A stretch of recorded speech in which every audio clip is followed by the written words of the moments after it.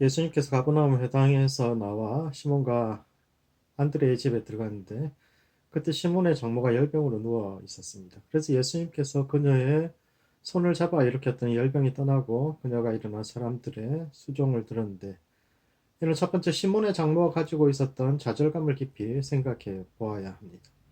예수님께서 이날 시몬과 안드레의 집에 들어가셨는데 이 집은 시몬의 집일까요? 아니면 안드레의 집일까요?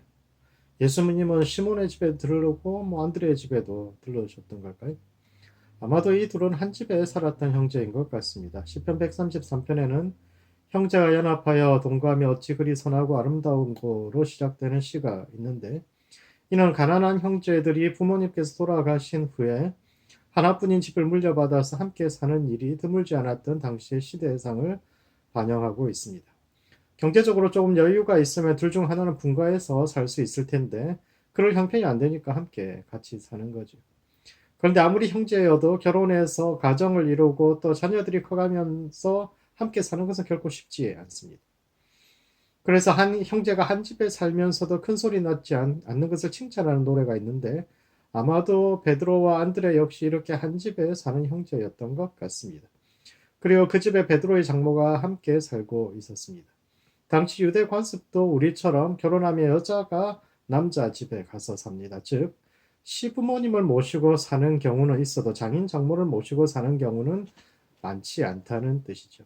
베드로의 장인이 살아 있었거나 혹은 베드로에게 매형이나 매제가 있었다라면 아마도 그 집에서 모셨을 텐데, 시몬의 장모는 남편도 없고 아들도 없이 딸만 있어서 사위 집에 얹혀 살고 있었던 듯합니다.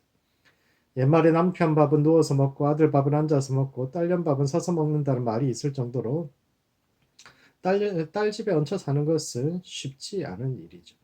사위가 경제적으로 여유가 있으면 그나마 나을 텐데 그 사위들 형편이 어려워서 형제와 다른 형제와 함께 살고 있다면 그 집에 얹혀 살고 있는 장모의 마음이 어땠을까요? 예수님께서 그 집을 방문하셨을 때 시몬의 장모가 열병을 앓고 있었는데 이 열병은 화병으로 이해할 수도 있겠습니다. 시몬의 장모는 나는 세상에 쓸모없는 존재라는 자괴감, 누군가에게 힘이 되는 존재가 아니라 짐이 되고 있는 아픔으로부터 오는 그런 병에 걸려 있는 거죠. 사람들이, 즉 여러 사람이 이 여자에 대해 예수께 여쭤보았다는 것은 다른 사람들은 그렇게 생각하지 않는데 본인이 그 생각을 버리지 못하는 겁니다. 아무도 뭐라고 하지 않는데 혼자 눈칫밥을 보면서 먹으면서 그렇게 살다 보니 병이 된 거죠. 그래서 예수님께서 그녀의 손을 잡아 주셨습니다. 예수님께서 그녀를 위해서 기도를 하신 것도 아니고 안수를 하신 것도 아니고 다만 손만 잡아 주셨을 뿐인데 그녀가 자리에서 일어납니다. 일반적으로 손을 마주 잡는다는 것은 파트너로 인정한다는 뜻이요, 함께 일을 하는 사이라는 뜻이죠. 그런 점에서 수종 들었다는 말도 다시 생각해 보아야 하는데, 이 말의 원어는 섬김이나 접대가 아니라 사역을 뜻하는 말입니다. 주로 회당장들의 사역을 뜻할 때 수종 들다라고 이야기하는데, 그녀가 사람들의 수종을 들었다는 것은 그 공동체의 지도자가 되었다라는 뜻이죠. 예수님의 손을 잡은 후 그녀는 더 이상 쓸모없는 뒷방 늙은이에 머물러 있지 않고 자기 삶의 주인공이 되어서 더 이상 생명을 남지 못하던 여인이 아니라 영적인 출산자가 되어서 수많은 사람들을 섬기는 사람이 됩니다. 예수님은 세상의 잉여 인간으로 여겨지던 그녀를 삶의 주인공으로 되돌려 놓으셨고, 오늘날 교회의 사역 역시 그런 일로 부르심 받은 것입니다. 그러므로 서로의 손을 꼭 잡아 줄 수 있어야 합니다.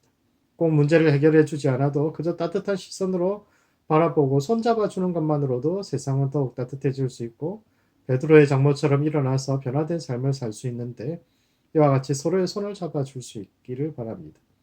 또한 이 이야기는 세상의 잘못된 영향력을 발휘하는 귀신의 세력과 맞서 싸워야 한다는 메시지도 함께 가지고 있습니다. 베드로 장모의 회복 사건은 앞뒤로 축사, 즉 귀신을 쫓아내는 사건과 연결되어 있습니다.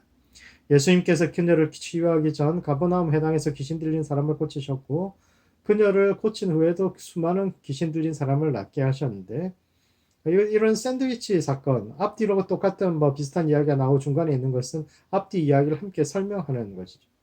흔히 우리는 귀신 들리면 정신적인 문제와 관련된 것으로 생각합니다. 물리적으로든 정신적으로든 충격을 받아서 정신을 놓아버린 사람들이 귀신 들린 사람이라고 생각하지만 성경에 귀신 들리면 단지 정신적인 문제가 아닙니다. 서양 이야기 중에는 잭과 콩나무처럼 사람들을 잡아먹는 거인 이야기가 많이 나오는데 그때 거인은 덩치가 크고 힘이 센 사람들을 의미하는 것이 아니라 농민들을 착취하고 그들의 모든 것을 수탈해 갔던 지주와 귀족들을 비유하는 것입니다. 1년 내내 뼈 빠지게 일해도 삶은 나아질 가능성은 보이지 않고 더 이상 나올 것도 없는데 마른 수건 쥐어짜듯이 끝까지 쥐어짜는 그런 사람들을 사람 잡아먹는 거인에 비유했고 그런 거인은 물리치는 보통 사람들의 이야기를 통해 자신들의 애환을 표현하고 현실에 저항해 왔던 것입니다.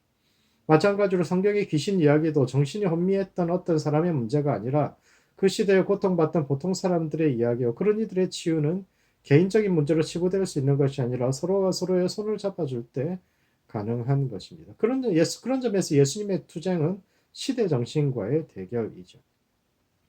예수님께서 귀신을 쫓아내신 것은 단지 그들의 정신을 치료해 주신 것이 아니라 비인간화되어 가는 세상, 이웃을 이웃이나 사람이 아닌 사물과 물건으로 대하는 세상에서 서로의 손을 잡아주고 눈을 바라보는 그런 세상으로의 변화를 이야기하고 있습니다.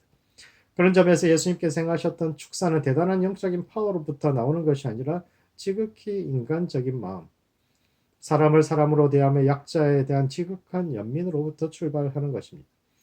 회당에서 예수님을 만난 귀신이 했던 말이 예수여 당신이 우리가 무슨 상관이 있습니까? 라는 것인데 이것은 제3자는 빠지라는 뜻이죠. 당신이 무슨 상관이냐는 말은 당사자가 아닌 사람 제3자가 빠지라는 말인데 이것은 부당한 일을 강요하는 이들이 객관적인 제3자에게 참여와 간섭을 배제하기 위해서 하는 이야기요. 그들이 제3자를 배제하려는 이유는 스스로 생각해도 이치에 맞지 않기 때문이죠. 그러므로 이 시대의 귀신은 어떤 모습으로 사람들 사이에 섞여 있으며 참된 축사의식은 무엇인가를 고민해야 합니다. 지금도 귀신은 여러 가지 모습으로 사람들 위해 군림하고 생명을 파괴하고 있는데 그런 잘못된 생각들과 싸우며 복음으로 승리하는 모든 성도들 되시기 바랍니다. 기도하실 때는 우리 자신에 다가오고 있는 세상의 잘못된 메시지를 거절할 수 있도록 우리의 삶은 무의미하고 우리 자신을 무가치하게 여기는 세상의 메시지들을 거절할 수 있도록 기도하시고 또 복음을 살아내는 성도들 될 수 있도록 서로를 위해서 기도합시다. 세상의 잘못된 영향력과 맞서 싸우는 교회, 비인간화되어가는 세상에서 복음적 가치를 가지고 전하는 성도와 교회 될 수 있도록 서로를 위해서 기도하시겠습니다.